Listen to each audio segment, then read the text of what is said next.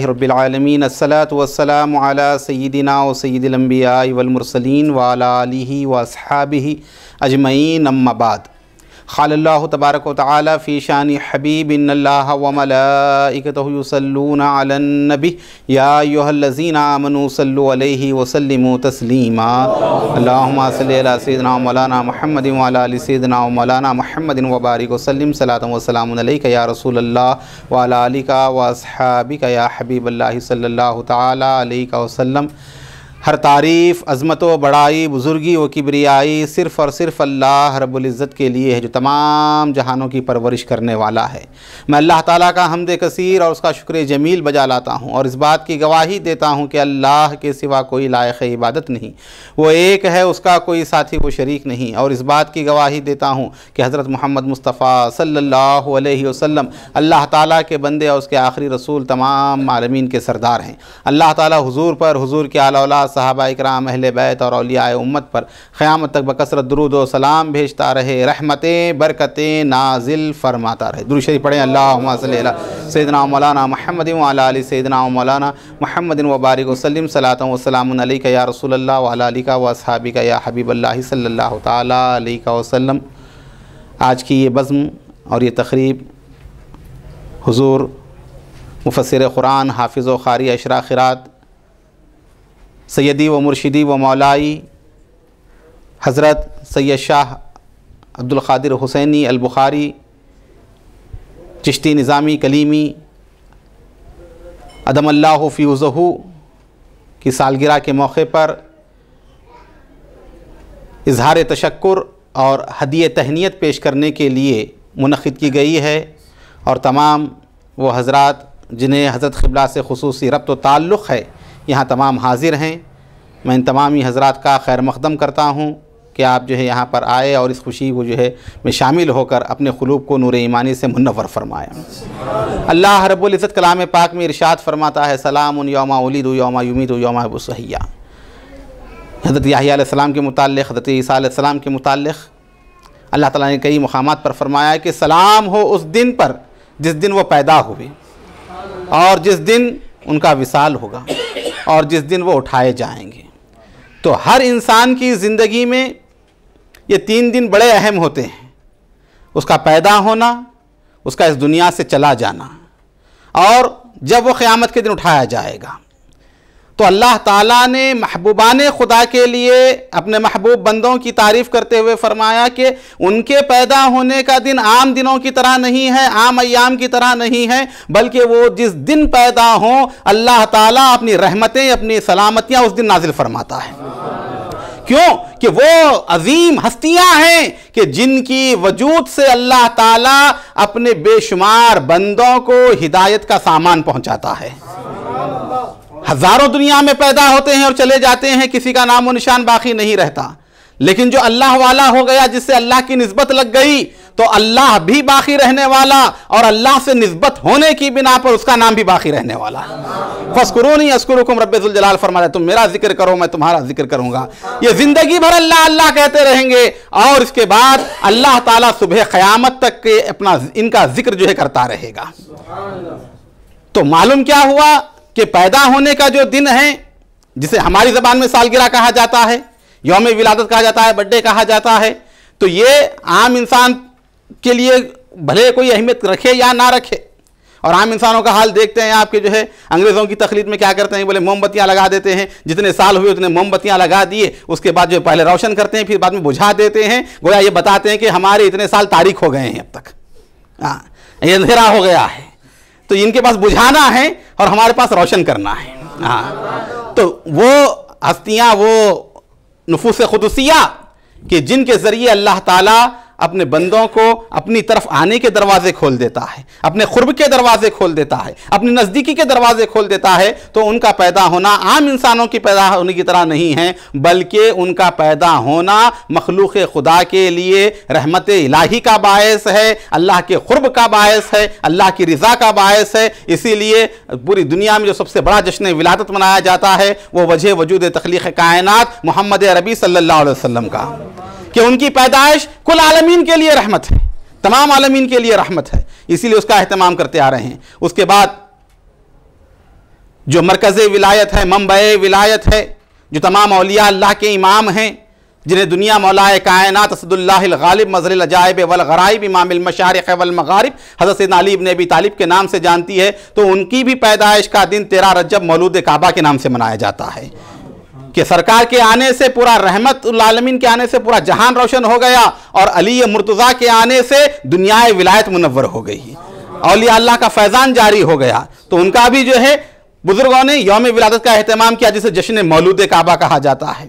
अब उसके बाद वो बुजुर्गान दीन, चाहे हुज़ूर गरीब नवाज हों या हज़रत सरकार जो है पिराने पीर गौसे आज़म दस्तगीर हों, उनकी भी यौम विलादत मनाई जाती है। 29 तारीख को जो है शाबान की एहतमाम किया जाता है सरकार पिराने पीर गौसे आज़म दस्तगीर रज़ी अल्लाह तआला का। 14 रजब को जो है हुज़ूर गरीब नवाज की विलादत का एहतमाम किया जाता है। तो ये वो लोग हैं कि जिनके वजूद से अल्लाह ताला के बंदों को जो है फ़ायदा हासिल हुआ। तो इनका पैदा होना आम इंसानों के पैदा होने की तरह नहीं है कि जो आते हैं और चले जाते हैं। ये वो लोग हैं कि जो आते हैं दुनिया में तो अपने लिए नहीं आते, दूसरों को फ़ायदा पहुँचाने के लिए आते हैं, और जब जाते हैं तो अपने रूहानी फैज़ान से माला माल करके एक आलम को सैराब करके हज़ारों को अपने पीछे बनाकर छोड़कर जो है दुनिया से चले जाते हैं। तो अल्लाह ताला फरमाता है उनके जाने का दिन भी जो है वो भी अहम दिन है। क्यों कि वो दिन वो है कि वो जो अपने महबूब से मुलाकात का दिन है उनके लिए।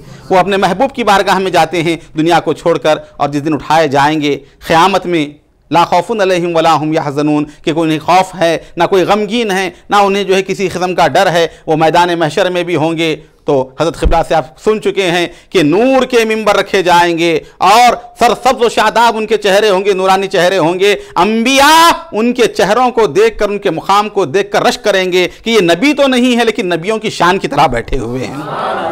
क्यों? वहाँ उन्हें कोई खौफ नहीं है, कोई गम नहीं है। उन्होंने अपने मकसद ज़िंदगी को पूरा कर दिया, अपनी तख्लीक़ के मकसद को, अपने पैदा होने के मकसद को पूरा कर दिया। इल्म सीखा, लोगों को सिखाया, अमल किया, लोगों को अमल की दावत दी, और अल्लाह की तरफ ताल्लुक़ बिल्लाह की जो कैफियतें हैं, बंदे का मौला से जो ताल्लुक़ होता है, उन कैफियतों को उन्होंने मजबूत किया। तो इसका सिला क्या होगा कि जिस तरह वो यहाँ मसनद पर बैठे हुए हैं और उसी तरह मैदान क़यामत में भी इनके लिए नूर के मिंबर लगा दिए जाएंगे। उन मिंबरों के ऊपर बैठे होंगे और अंबिया इकराम भी रश करेंगे कि वाकई जो है ये उम्मत मोहम्मदिया के वो लोग हैं जिनके बारे में मुस्तफ़ा ने फरमाया, मेरी उम्मत के उलमा बनी इसराइल के अंबिया की तरह हैं।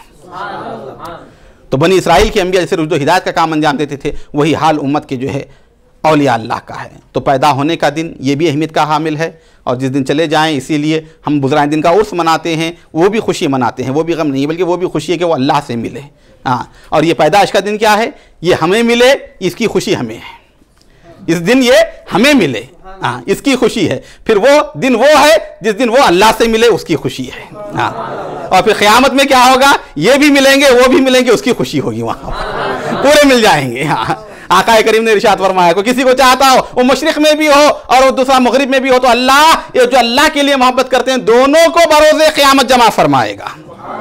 ये हदीस पाक में आप सुन चुके हैं हज़रत क़िबला से कि जो है कोई एक तरफ होता है, कोई एक तरफ होता है, लेकिन चाहते हैं अल्लाह के लिए मोहब्बत है। तो इसकी बड़ी अहमियत है। आका करीम ने फरमाया, क्या मैं तुम्हें ना बताऊं ना अमाल के बारे में जो मीज़ान में जो है सबसे वज़नी अमल होंगे और सबसे जो है भारी अमल होंगे। अर्ज़ की या रसूल अल्लाह, फरमाइए, कहा वो अल्लाह के लिए मोहब्बत करना, अल्लाह के लिए दुश्मनी करना। तो मुरीद की शेख से जो मोहब्बत है, इसमें कोई ज़ाती गर्ज़ व गायत नहीं रहती। मुरीद का पीर को चाहना, पीर से मोहब्बत करना खालिस सिर्फ और सिर्फ अल्लाह के लिए। ना कारोबार का इसमें दखल है, ना तिजारत का इसमें दखल है, ना लेन देन का इसमें दखल है, ना किसी दुनियावी मामलात और दुनियावी अखराज का दखल है। मगर के मुरीद जितना पीर को मोहब्बत करता है, चाहता है, वो पूरी 100%, बल्कि अगर उससे भी बढ़कर होता है तो 101% भी हो तो अल्लाह के लिए है। सुभान अल्लाह, सुभान अल्लाह। तो ये मोहब्बत की बड़ी अहमियत है। ये मोहब्बत बेगर्ज मोहब्बत है। बेटा बाप को चाहता है तो कोई गर्ज होती है कि मेरा बेटा जो है आगे चल के मेरा सहारा बनेगा। बेटा जो है बाप से मोहब्बत कर रहा है तो ये सकता है कि मेरे जो है मदद करेंगे, कोई कारोबार करेंगे। बीवी शौहर को चाहती है, शौहर बीवी को चाहता है, तो उसमें कोई गर्ज होती है कि जो है इससे मेरी औलाद का सिलसिला चलेगा, या जो है मैं इससे फैज़याब होऊंगा, या जो मुस्तफ़ीद होऊंगा, या जो है ये मेरा सहारा बनेगा। कोई ना कोई गर्ज व गायत दुनियावी रिश्तों में होती है, लेकिन मुरीद और पीर का रिश्ता वो पवित्र रिश्ता, वो मुक़द्दस व पाकीज़ा रिश्ता है जिसमें कोई गर्ज नहीं होती। ये रिश्ता सिर्फ अल्लाह की मोहब्बत के लिए कायम है। अल्लाह से ताल्लुक़ के लिए कायम है, अल्लाह से रब्त के लिए कायम है। ताल्लुक़ बिल्लाह की कैफियतें अगर मिलती हैं, अगर मुरीद को अल्लाह का क़ुर्ब मिलता है, अल्लाह की नज़दीकी मिलती है, सिर्फ एक वाहिद ज़रिया है, वो ज़रिया उसके पीर की ज़ात है, उसके शेख की ज़ात है। हाँ, पीर बिन मुद्दवा नहीं मिलता, खिज़र बिन रास्ता नहीं मिलता। तो पीर के बगैर कोई चीज़ हासिल नहीं होती। हुज़ूर सरकार बंदा नवाज के सुदराज फरमाते हैं, यहाँ तक कि हमने खुदा को, मुस्तफ़ा को, पीर को एक जाना। यानी खुदा भी मिलता है तो पीर के ज़रिए मिलता है, मुस्तफ़ा भी मिलते हैं तो पीर के ज़रिए मिलते हैं, औलिया अल्लाह का भी क़ुर्ब मिलता है तो पीर के ज़रिए मिलता है। जहाँ भी जाओ, जिस आस्थाने पर चाहो, चाहे अजमेर चले जाओ, चाहे बगदाद चले जाओ, चाहे किसी मुकाम पर चले जाओ, जब आप जाएंगे तो यही देखा जाता है कि आप कहाँ से रहे हैं, कहाँ से आने वाले हैं, आपका रब्त, आपका निस्बत कहाँ से लगी हुई है, किस बुजुर्ग से पास आने वाले हैं। जो औलिया अल्लाह यही देखते हैं कि ये हमारे सिलसिले से, किस शेख से वाबस्ता है, कहाँ से हमारे पास आया है। तो पहले वो देखते हैं कि ये अपने पीर के साथ कैसा है, इसका ताल्लुक़ अपने पीर के साथ कैसा है। अगर यहाँ पर दुरुस्त है तो वहाँ से भी फैज़याब हो गए, अजमेर से भी फैज़याब हो गए, बगदाद से भी फैज़याब हो गए। अगर यहाँ पर रब्त नहीं रहेगा, यहाँ पर दुरुस्त नहीं रहेगा, तो वहाँ बोलेंगे ये अपने शेख का ना हुआ तो शेख के शेख का क्या होगा। जो अपने पीर का ना हुआ तो पीराने पीर का क्या होगा। जो अपने ख्वाजा का ना हुआ वो ख्वाजा खाजगा का क्या होगा। तो इस तरह जो है शेख से निस्बत, शेख से ताल्लुक़, शेख से रब्त, ये इतनी अहम तरीन चीज़ है कि जो अपने पीर को पकड़ लिया, पीर से वाबस्ता हो गया, खुद ब खुद सिलसिले का फैज़ान उसके ऊपर जारी होता है। वो कहीं भी रहे, गरीब नवाज की निगाह उसके ऊपर होती है, गौसे पाक की निगाह उसके ऊपर होती है। वो जाना, उनकी चौखट पे चूमना, झुकना ये ज़रूरी नहीं है। सबसे पहले इंसान अपने पीर से निस्बत और रब्त को जो है क़ायम करे। इसी में जो है हम तमाम की भलाई है। और ये दिन हमारे लिए इसलिए खुशी का दिन है कि हज़रत क़िबला की वजह से अल्लाह ताला ने हमें इल्म अता फ़रमाया, हमें सोच अता फ़रमाई, हमें दीन की तलब अता फ़रमाई, दीन की फ़िक्र अता फ़रमाई, दीन का जज्बा अता फ़रमाया, और हमें ताल्लुक़ बिल्लाह की कैफियतों को मजबूत करने का जो जरिया मिला वो हमारे शेख की, हमारे पीर की ज़ात है। हाँ, तो इस लिहाज से इनकी दुनिया में तशरीफ़ आवरी ये सिर्फ इनके लिए या इनके ख़ानदान के लिए फ़ायदामंद नहीं है, हर उसके लिए जो अल्लाह का क़ुर्ब चाहता है उसके लिए फैज़याब करने की ज़ात है, फ़ायदा पहुँचाने वाली ज़ात है। और हम अल्लाह की बारगाह में शुक्र अदा करते हैं कि अल्लाह ताला ने हमें सही सिलसिले से मजबूत किया, निस्बत दिया और सही शेख अता फ़रमाया। अल्लाह ताला ने, बुज़ुर्गान दीन ने जितनी सिफ़तें बयान फरमाई हैं, सरकार बंदा नवाज के सुदराज हों या बाबा फरीदगंज शकर रहमतुल्लाह अलैह हों या हुज़ूर गरीब नवाज रहमतुल्लाह अलैह हों, जिन्होंने जितनी सिफ़तें बयान की कि शेख के अंदर ये चीज़ हो, शेख इल्म दीन का जानने वाला हो, शेख अमल करने वाला हो, शेख कुरान का जानने वाला हो, हदीस का जानने वाला हो। शाज़िली ने फरमाया 5 वक्ता नमाज जमात से पढ़ने वाला हो। हज़रत जुन्नैद ने फरमाया कि एक हाथ में कुरान हो, दूसरे हाथ में हदीस मुस्तफ़ा हो। अगर इसकी पैरवी करोगे, इसकी जो है पकड़ लोगे, इसके दामन करम से वाबस्ता हो जाओगे, दुनिया में भी कामयाब हो जाओगे, आखिरत में भी कामयाब हो जाओगे। तो ये जितनी कुल सिफात औलिया अल्लाह ने बताई हैं आने वाले ज़माने के लोगों के लिए, अल्हम्दुलिल्लाह सुम्मा अल्हम्दुलिल्लाह, 1000 मरतबा अल्हम्दुलिल्लाह कि वो हमारे पीर के अंदर पाई जाती हैं। जो हाफिज़ कुरान भी हैं, अशरा के खारी भी हैं, गिन सकते हैं, उंगली पे बता सकते हैं कितने अशरा के खारी हैं इस वक्त हिंदुस्तान में।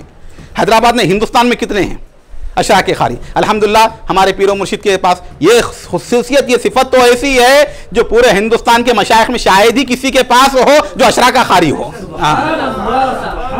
तो जहाँ उलूम ज़ाहिरी के जामे हैं वही उलूम बातिनी के जामे हैं। अल्लाह ताला ने 63 सलासिले तरीक़त की खिलाफत और उसका रूहानी फैज़ान आपको अता फरमाया है।